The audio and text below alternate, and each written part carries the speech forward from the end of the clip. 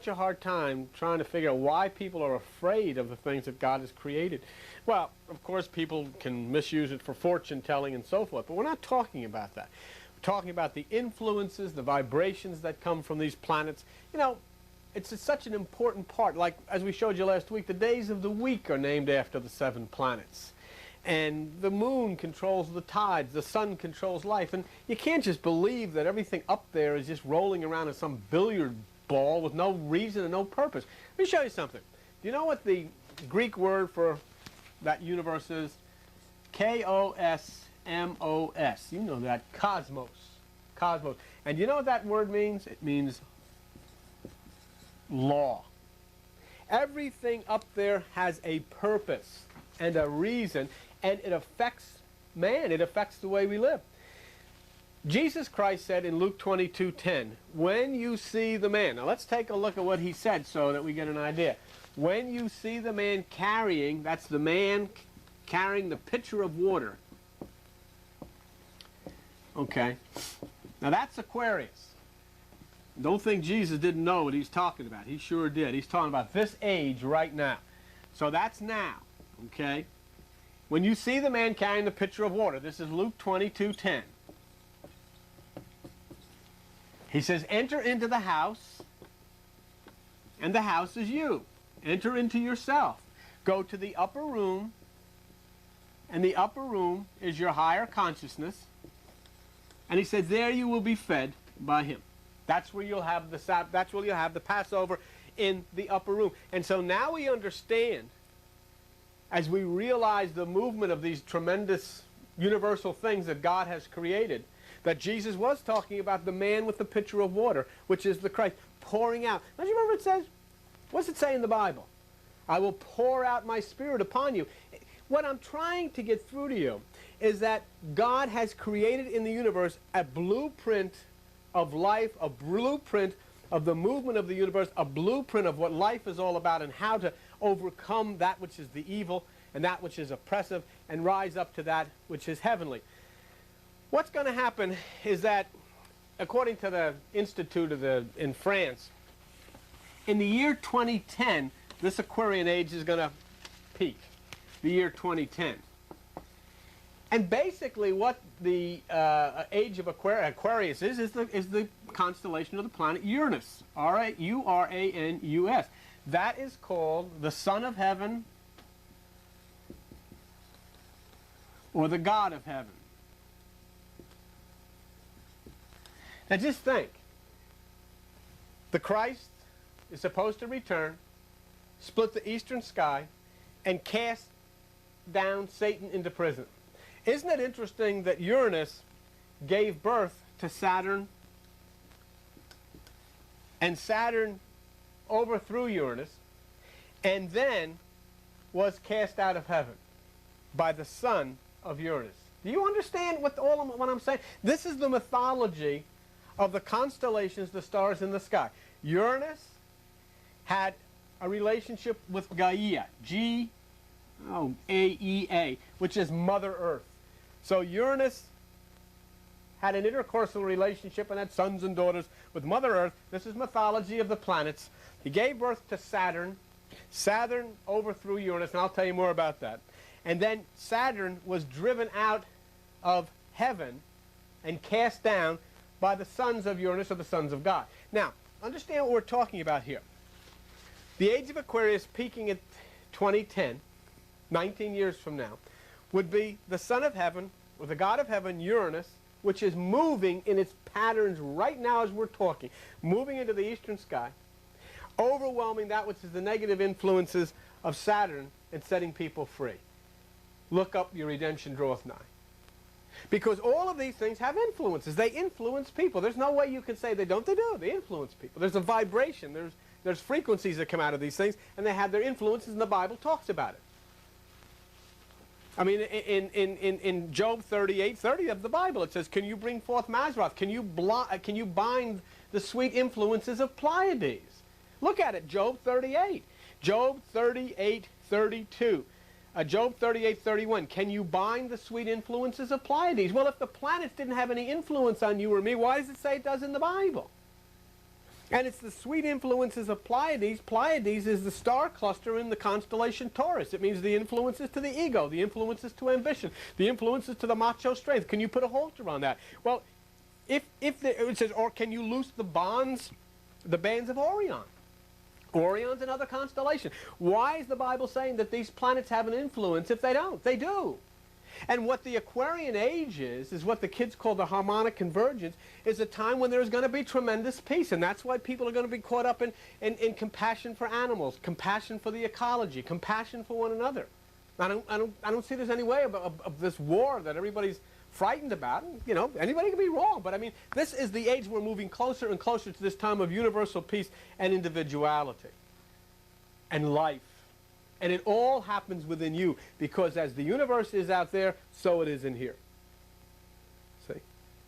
So what happens, see, in the story, let me go back to these cast of characters over here so you get a better idea. We'll show you these characters. Uranus, which is the god of heaven, okay? Saturn, which is, of course, the star, the sun, one of the fallen. Kind of, I guess you'd say, like the prodigal son. Uranus casts his children into Hades, which is the lower depths. Now, this is the mythology of the stars, of the Zodiac. He shuts them up in a lower earth or imprisons them. Now, does that ring a bell with you? Here it is. God shuts up that which is Saturn into the lower earth, not out of hatred for them, but out of love for us. If you remember in Revelation 20, verse 2 and 3, it says, Satan is bound 1,000 years. Okay, that's the negative aspects of Saturn. What that's telling you is that due to the effect, the planetary effect, the movement in the universe that God has ordained, Uranus then overrides the effect of that which is Saturn or Satan, and we live in Christ consciousness because there is none of the negativity of the lower mind. Okay? There's good reason to believe, folks, that Satan and Saturn are one and the same. It says in Revelation 27, when the 1,000 years are expired, Satan shall be loosed out of his prison, and he shall go out and deceive the nations. So obviously what's being said here is in an astronomical way, at that point, Saturn will move out of the influences of Uranus, and then that negative influence will come back down to Earth again. Okay? So then we see how the prophecies in the Bible, and in the book of Revelation, can be fulfilled and are being fulfilled by the activities of the comets and the planets and the constellations in the universe, which, as God has ordained them. So right now, as we're talking, Uranus is swinging through the heavens to its celestial throne. And we have to make a cosmic rendezvous. I mean, and you make that cosmic rendezvous by lifting yourself up into that Om, up into that nothingness, up into that higher realm of communion with that which is God. You make a communion with that which is the universal strength. That's why Jesus Christ said, if your eye be single, your body will fill with light. Because if your eye is single, you raise yourself up into that higher consciousness, and that's where you make that rendezvous, which is the celestial message that is coming out of the universe, ordained and created by God. And that basically is the age of Aquarius. You know, I think it's very interesting that, you know, many people in church circles get so upset if you start talking about the Zodiac, even though the Zodiac is an extremely real principle that is inherent in all life, and it's been so for thousands and thousands and thousands of years. But I want to tell some of you folks that may feel a little strange about this. If you have an older Bible, you know, some of these Bibles, you know, go back maybe 100 years old. Take a look in your Bible, open to the book of Matthew. Okay, and if you have one of those older Bibles, you're liable then to see the face of a man, because Matthew is the Aquarian gospel. It's Aquarius. And it means the wisdom of God overwhelms the intellect of man. That's why Matthew is the Aquarian gospel. And in the old Bibles, they have a picture of the face of a man. Then go to the book of Mark, and you'll see there a picture of a lion, and it's Leo, okay? And the idea there is the Spirit of God overwhelms the human spirit, okay? So there we have the book of Matthew is represented by a man, Aquarius. The book of Mark is represented by a lion, which is Leo. Then if you go to the book of Luke, you'll see the picture of a bull. And that is the power of God overwhelms the power or the animal nature of man. So then Matthew is represented by the face of a man, Aquarius. Mark is represented by a lion, which is Leo. Luke is represented by a bull, which is Taurus. And finally, in the book of John, you'll see an eagle, which is Scorpio. Now, Scorpio is, in its lower nature, a scorpion, but in its higher nature, it's Aquila, the eagle, which is the highest consciousness which overwhelms that which is the carnal mind of man. So you go ahead and check in some of your real old Bibles, and you open up, you'll see it, because they printed them that way. That's how tied into the Zodiac early Christianity was. And you'll see the Matthew, the face of the man, it's Aquarius. You'll see Mark, the lion, it's Leo. You'll see Luke, the bull, it's Taurus. And you'll see John, the eagle, it's Scorpio. So try it. Take a look at it, and you'll find it. And once you see that, then you'll realize that if you're trying to understand the Bible without understanding the Zodiac and understanding the constellations, you're never going to get anywhere. Because the whole Bible is built around the 12 constellations of the Zodiac, which is the 12 disciples, the 12 apostles, the 12 gates to the city.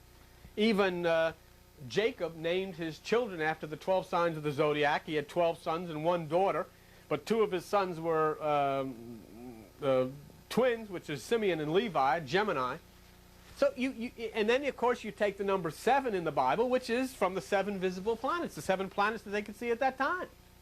So you can't get away from it, and if you're not looking at it, you're missing so very, very much. And I'm going to start, to try to tell you the story. I hope we can get some of it done, and we'll go on with it because it's so interesting, because we're going to trace the activities of these planets and show you how they do represent biblical characters.